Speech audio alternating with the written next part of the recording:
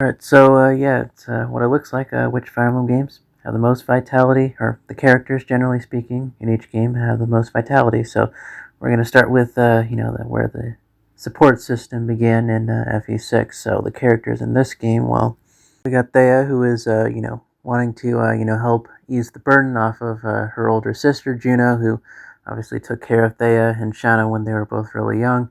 And, Juno was just a teenager, and she also had to train to become a Pegasus Knight, while, of course, also looking after her very too young and sometimes a little bit overwhelming of younger sisters. But either way, of course, Thea is thankful for all that Juno did and wants to help ease the burden off of her by giving her some breaks and stuff. But ultimately, Juno, she did become the captain of the Pegasus Knights in Ilia for a time, and um, you know Thea just wants to, help, Juno, who basically acted as her mother, and, the dialogue here is handled, quite nicely, rather well. But obviously, Thea's youngest, the youngest sister, of course, Shauna. Thea is a little bit, colder towards Shauna, and, a little bit more straightforward and scoldy towards her. It's nothing, too crazy. But ultimately, though, of course, there's a situation in, that one chapter, the Echidna chapter, where Thea could possibly attack and kill Shauna.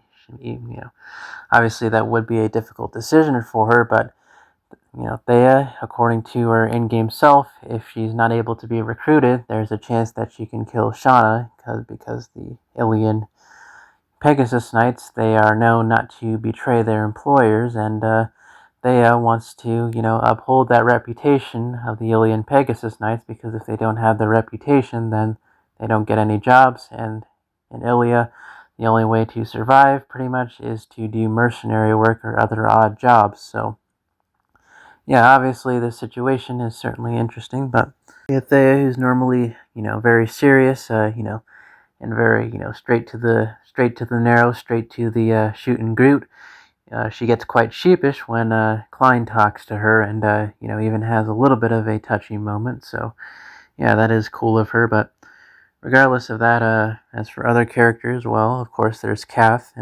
Kath tries to seduce Garrett. Yes, this is a real thing that does happen.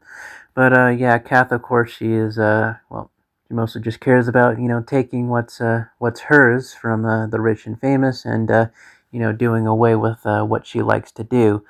Though, of course, she doesn't exactly like to get touchy or do any emotional stuff, but obviously she still holds on to some pretty strong baggage, because her father, back in the day, well, some soldiers were basically telling their village that someone needed to burn it down, otherwise they would pretty much massacre and, pillage everything in the village. So ultimately, Kath's father decided to burn down the village, and ultimately, well, it saved Kath's life, but still, she thought her father a coward, and for doing what he did, and he couldn't, stand up to them in any other way, and destroyed all that they had. So that also ultimately led, Kath to pretty much being very poor and having to steal for a living. But either way, of course, Bartre points out that, her father really did love Kath, and, Kath, again, she's not much for, touchy, lovey-dovey moments, but she does acknowledge, you know, some of what her father did, at least. But yeah, she is a very fun character who, slightly challenges Roy's, thinking a little bit in regards to nobility, and, the idea of thievery, and, the general the constant clash between nobles and, commoners, and taxes and all that other stuff.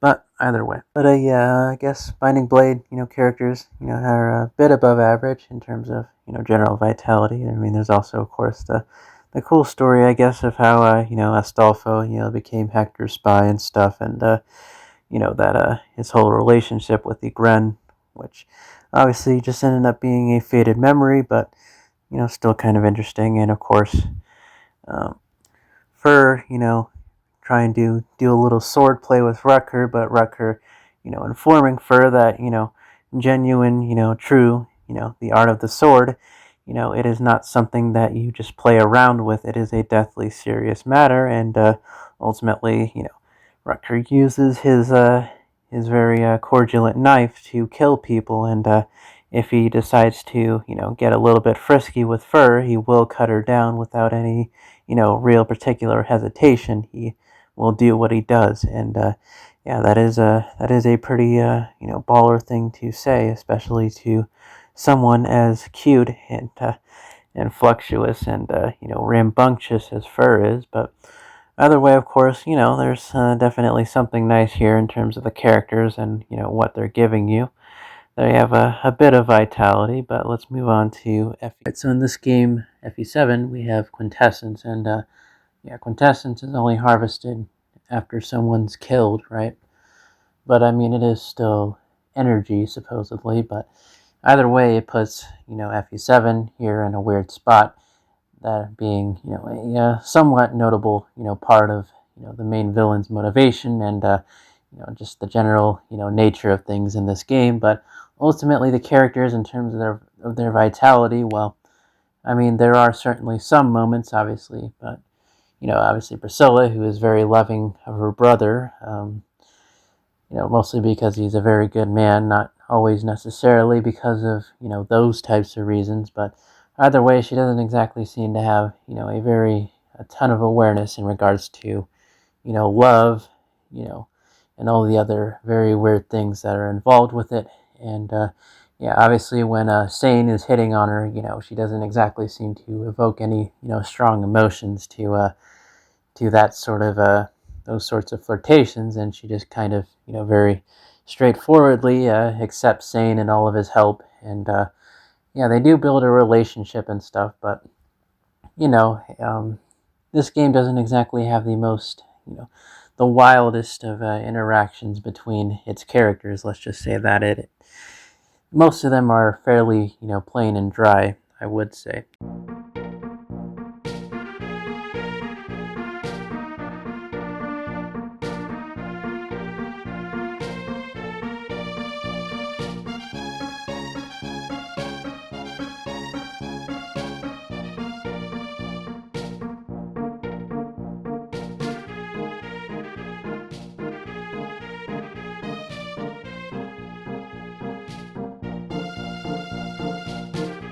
You'd think she know that money is, fairly important, but, still it is interesting, of course, that people say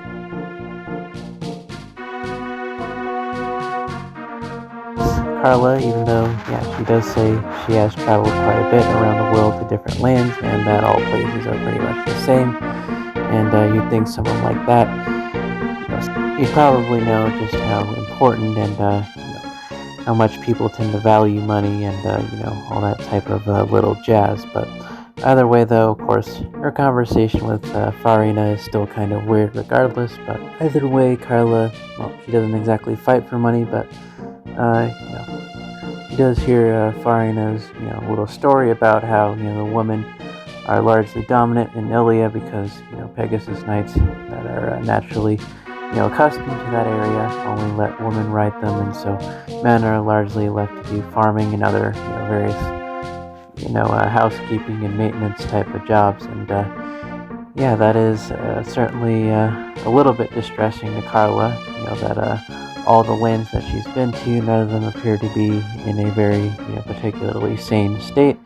And obviously Sakai is pretty backward still in the fact that obviously men, they dominate the way of the land, so to speak, and women, they pretty much do as the men say in the general type of households and their little societies and stuff. But regardless of that, obviously we do see Fur in the Binding Blade, who does take up arms as a woman.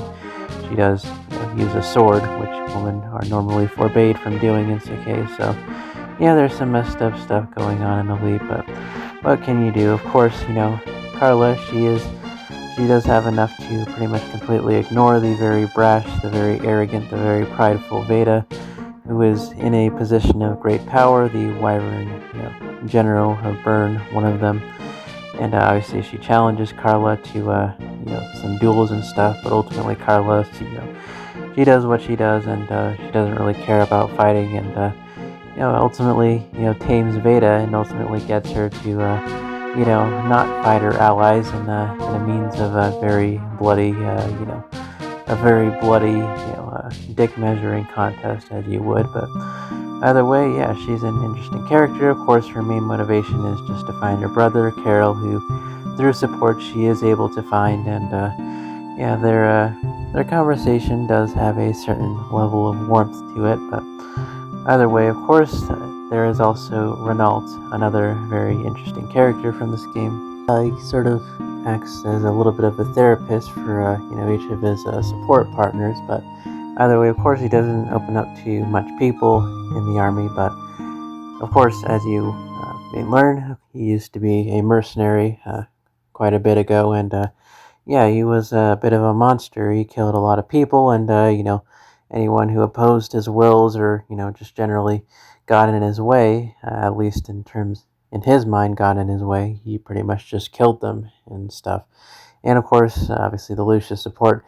Yeah, Renault killed Lucius's father, and yeah, that is certainly something that could cause a bit of trouble, a bit of resentment that could last in a number of different ways. But either way, Lucius, he does what he does as a true priest and forgives Renault, as Lucius can very much feel Renault's pain. And yeah, Renault, he is a very contemplative character, a little bit introspective. You get the point. He is much wiser than meets the eye, and obviously, given how you recruit him, he just very much. Of course, he is still very much a person, but at the same time, of course, he's not, mainly because, well, as he describes in the Canas support, well, he obviously helped assist Nurgle in his little research in regards to Morse, but of course, Renault learns that Nurgle has no regard for any of his Morse at all. They're simply created as a means to serve him. And, Canas asked whether or not the Morse have any souls, but obviously Renault, lets Canas think on it for a little bit, and ultimately Canas comes to the conclusion that the Morphs do in fact have souls. And of course, Renault, he did some terrible things in the past, and once he lost a true friend, a very close friend, that is what caused him, to sort of repent, go on this life of self-discovery, sort of as a bishop. But also, of course, he consulted Nurgle, beforehand about reviving his friend, and Nurgle was not able to revive his friend in quite the way that Renault had imagined it, and the morph, I guess, the thing that Nurgle did to his friend's body, ultimately, it was far less than human, let's just say that, and ultimately Renault, he became, much less than human, as he would say. He lost a very major part of himself, and, he basically refers to himself essentially as a morph himself, and, he doesn't exactly know, who he is, or what he is, or what exactly his purpose is. He's just kind of, aimlessly wandering, but either way, of course,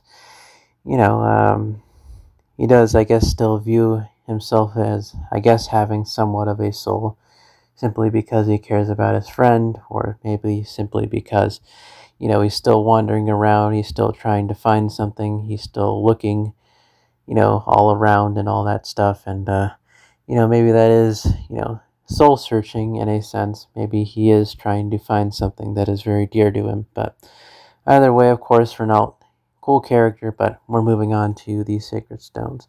And as a whole, though, as the FE7 cast, though, I would say yes, largely they are definitely on the lower end in terms of vitality, but Magvel is a different type of place, of course. Well, there are a bunch of undead monsters, and yeah, obviously, humans would generally fight those things, regardless of what continent they're placed in. But so Sacred Stones, the characters here, well, they're nothing, too crazily out there, but they are still Fire Emblem characters. They are still wacky. They still have their own little, quirks and whatnot. But well, they are also a bit more colorful, I guess. So that's worth something. But either way, of course, there are some nicer characters. There are some absolute dickbags in this cast, but characters in FE8, they're fundamentally, cut from the same cloth. They have generally the same principles and all that jazz.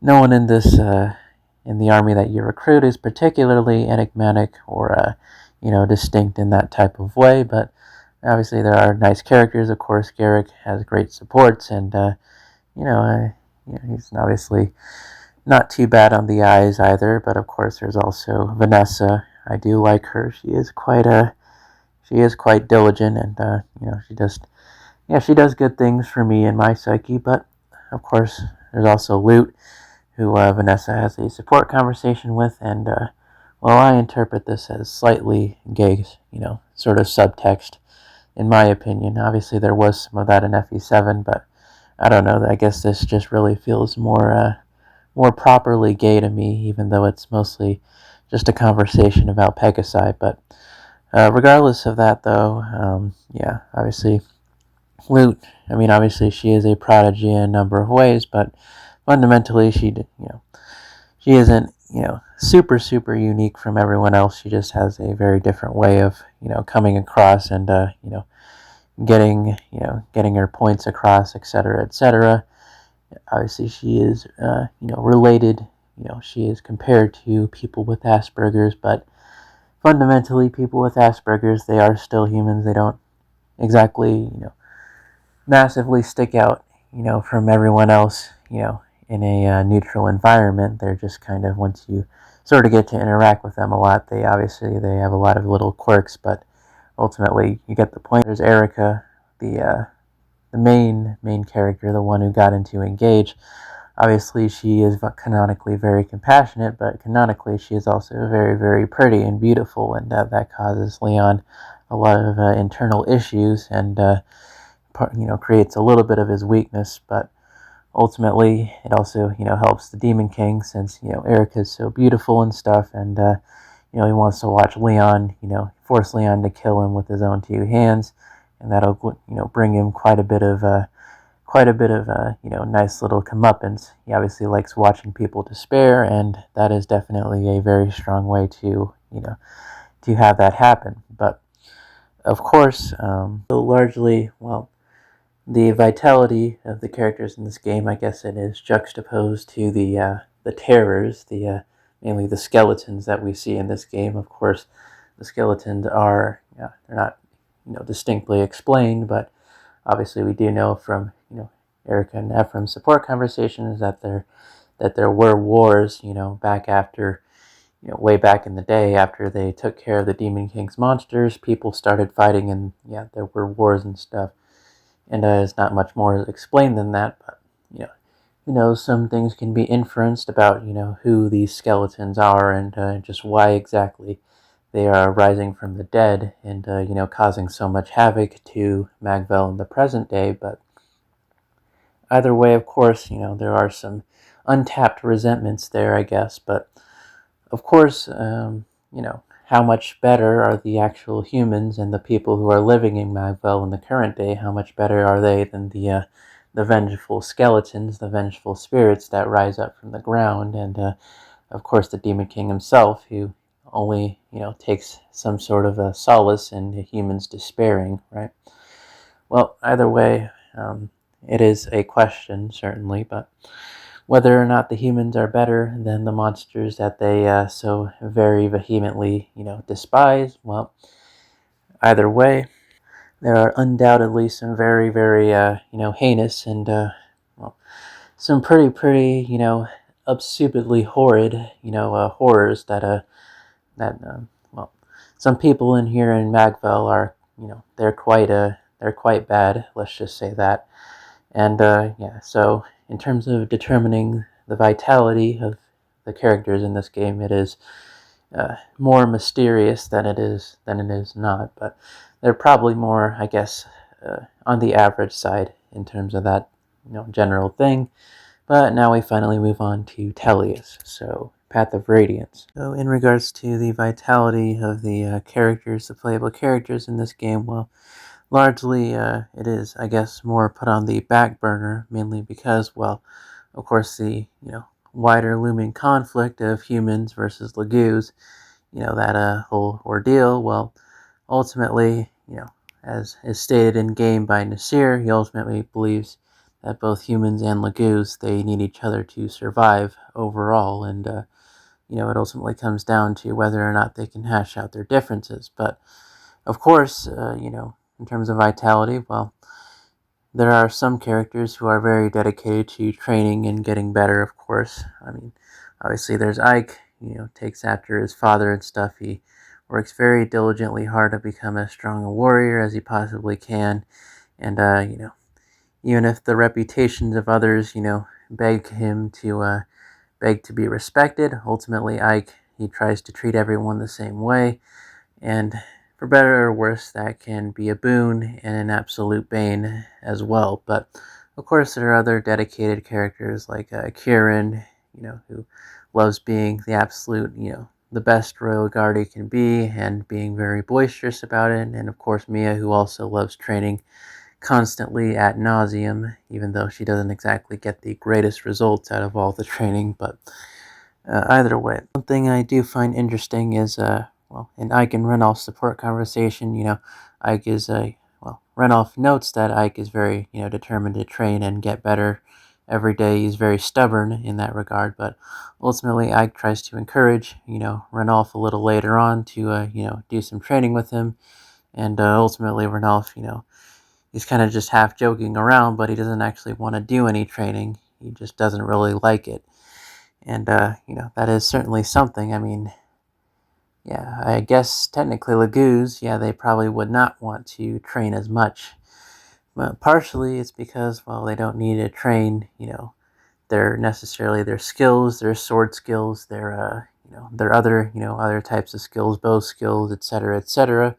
Their, fighting skills are more natural born, but also the fact that, of course, transforming into a cat, tiger, etc., etc., it obviously takes up more energy. It's just generally more costly to be in that form, and obviously, it takes a lot of energy for a bipedal, or sorry, a quadrupedal, creature to do basic actions as opposed to a bipedal creature like a human who generally has a much easier time of things in terms of energy conservation.